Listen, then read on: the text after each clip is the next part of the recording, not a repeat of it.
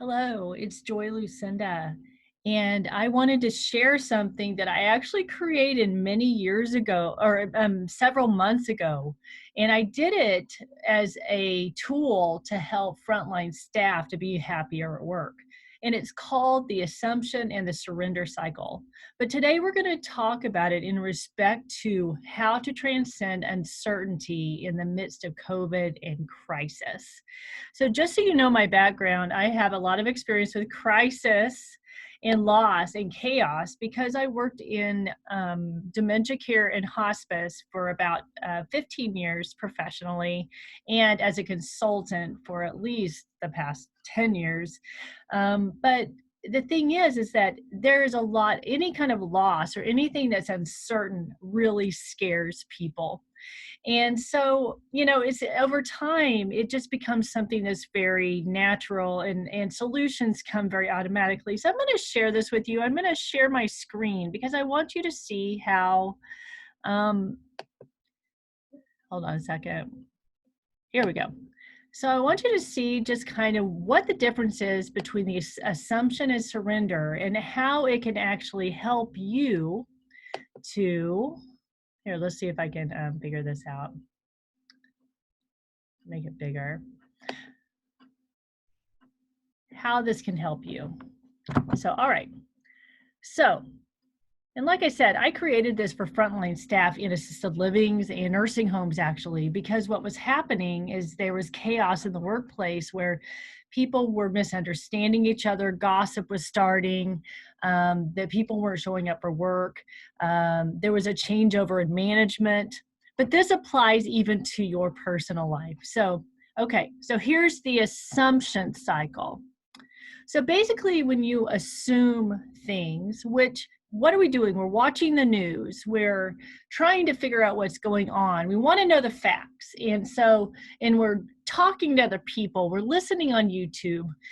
But here's the deal. We don't really know what the facts are. At this point in time, I believe most, if not all of us, are assuming that what we're being given is true and what we think is true. So that's the first step of the assumption cycle is you think you actually know the truth. And so you really believe that you know the truth, in fact. So next what happens is in this cycle is judgment. So what we do is if we know the truth, if people do things that are completely opposite of that, then we start judging them. And we will say, well, we know, really we believe or we think, but we may say we know that it's safe. It's not safe to be at the grocery store without a mask, for example, or something like that. And we start judging people if they don't have a mask on. Can you imagine the looks you would get if you didn't have a mask on when going into the grocery store? Well, they wouldn't let you in, but there's kind of a stigma now, a social stigma. So the judgment kicks in. Okay, and then here's the third step of the assumption cycle. You have to be right and justify your rightness. Because once you're on this, it's kind of like being on a highway. I remember when I lived overseas in Thailand, there was this highway between the small town I lived in Bangkok, and there were no exits at all. It was about 80 miles without an exit. And so I remember one time I was on this bus and it broke down in the middle of the highway and they said, get out on the highway. And I was like, well, how are we going to get to Bangkok? You know? And fortunately there were cabs coming forth and I teamed up with another woman who was on the bus with me. But that's what this is about. Once you're on the road, you don't want to get off of it sometimes because you don't want to be considered, you don't want to be embarrassed. Don't want to be deemed as incompetent, all those things that we worry about as people. So you're on this road, you have to keep justifying your rightness because you've already put it out there. So the next step is you either go into a state of anxiety and fear or anger.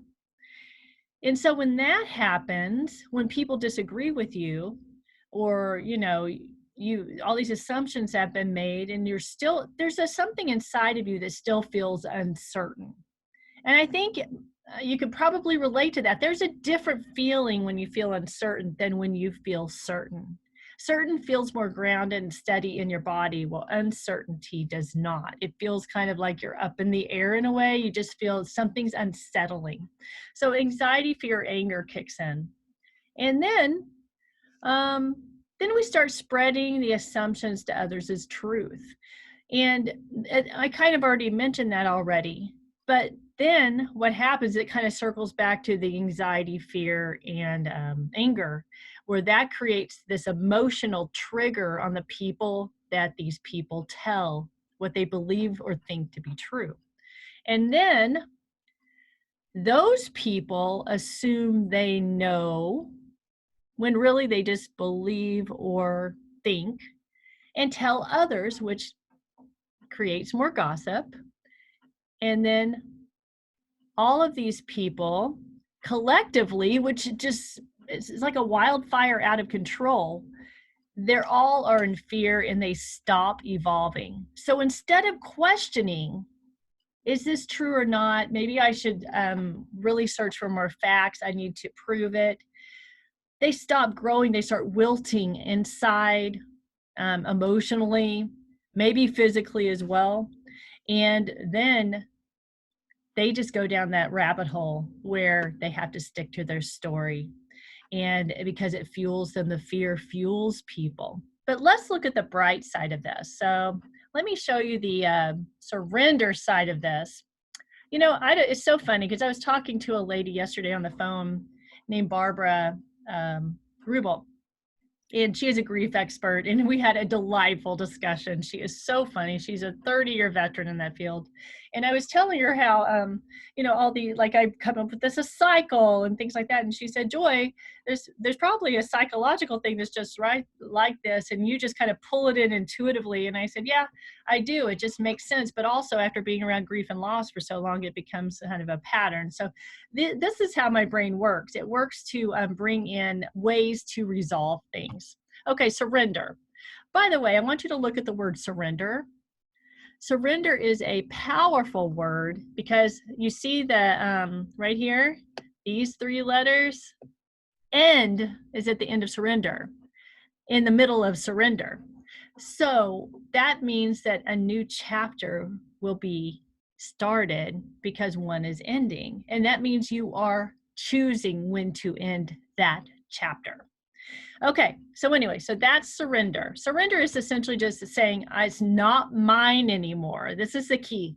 This thing that's happening is not mine anymore. So the people on the assumption side, they are blaming people, they're pulling in, they're saying, this is my problem to solve.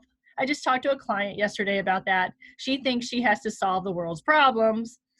And I was like, why? Just take care of yourself. So that's the difference. The people who are in the assumption cycle are not taking care of themselves. They're looking at everything else around them. But surrender is simply say, I can't do it anymore. This is not mine. It's not my responsibility, and giving it up so you can end the assumption cycle and start the surrender cycle. So the key to the surrender cycle is I really don't know.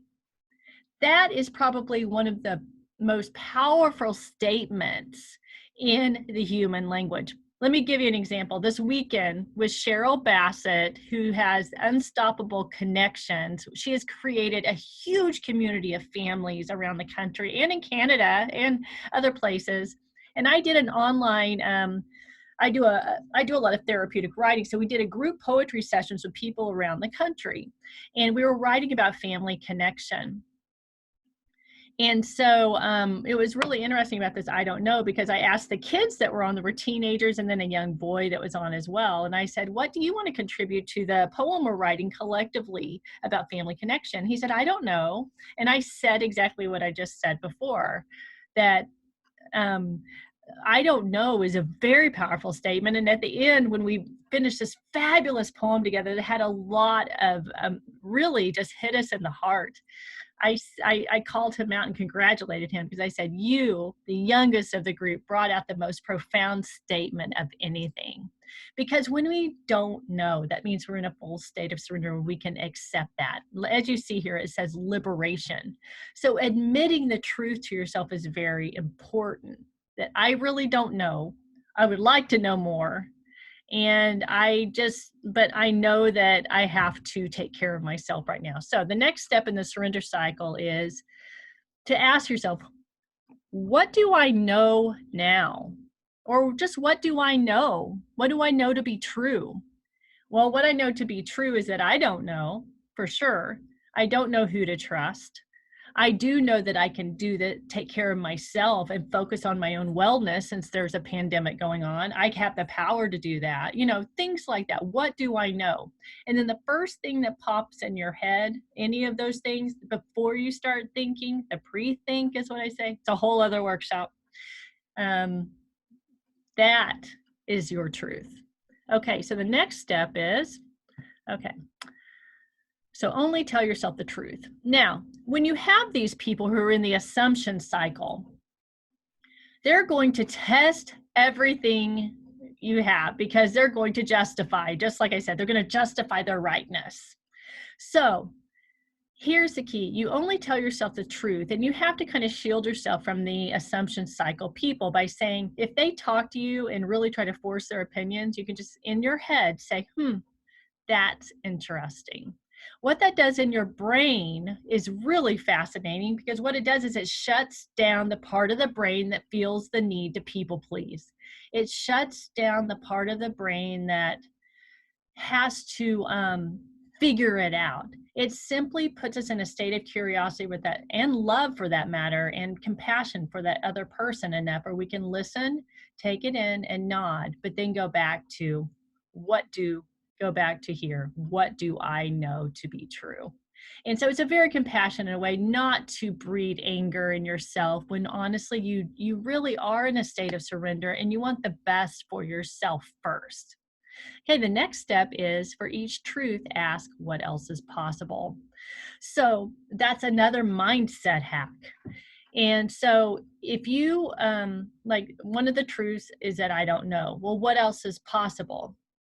Well, I can find information from my friend who is a doctor. So these solutions will pop up in your head in very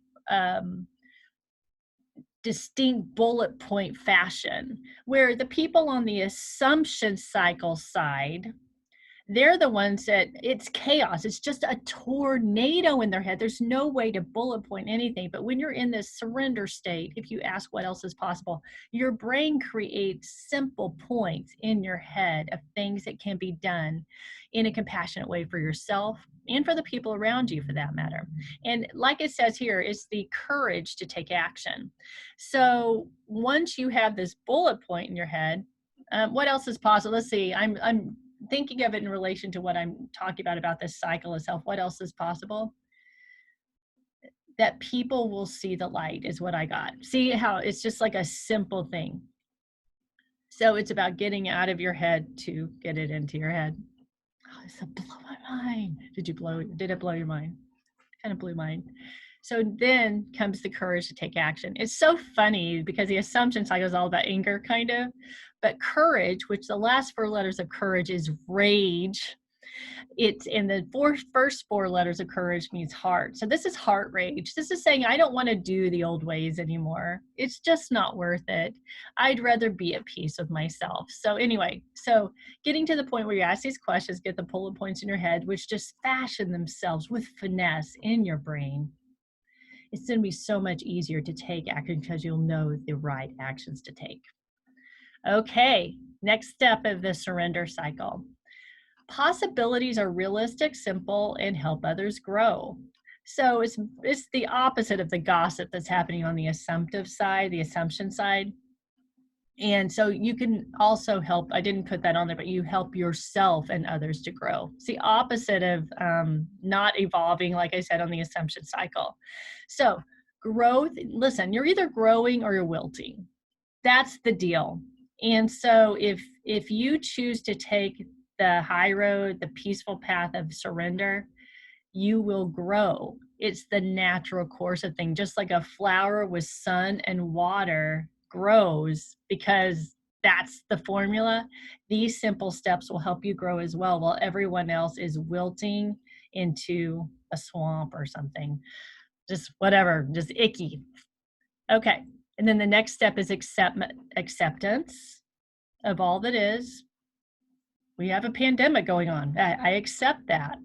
I'm not going to try to fix it. I'm going to take care of myself. I have accepted that that's the case and it's not my responsibility. And acceptance is very akin to trust. So it's about trusting that all will be well and you'll take the steps you need to make sure of that. But where the assumption side of this equation, those people, they're not trusting at all. They're trusting things that are outside of themselves, where this is acceptance or trust within. And it may or may not even be intuition. It's just, you know, if something is right or wrong overall. That's just, it's true even with any life or insects, worms. They know if something's good for them or not good for them. And then, of course, the final step is peace within. Now, if you're in a crisis or a stressful situation, maybe you're going through a major grief process over this, and a lot of people don't even realize that this is not stress. This is maybe grief that you've lost your way of life. You've lost your job or had some other kind of loss. Maybe someone died in your life, you know, some tragedy happened, or just the grief that this is so different and you feel like nothing's ever going to be the same, aka uncertainty. Even with the grief, you can have two choices. And I'm going to make this full size now. You can assume and then destroy your body and mind and your spirit, or you can surrender and find peace within, even if you're feeling the pain of the grief of all this and how it's going to change everything.